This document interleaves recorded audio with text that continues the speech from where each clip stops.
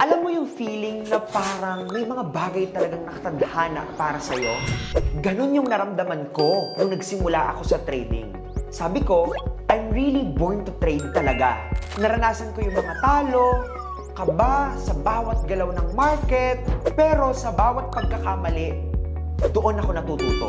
Disiplina, tiyaga at curiosity yung nagtulak sa akin hanggang sa dumating ako sa breakthrough ko. Yung unang trade ko, yun ang naging turning point ko.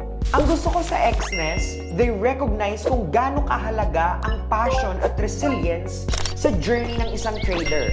Hindi ito tungkol sa profits lang. Tungkol ito sa growth. Kaya, masasabi ko with pride, I'm #born to trade. Kaya dito ko na-discover ang #GalingXness. Ikaw, anong #GalingXness ang kwento mo?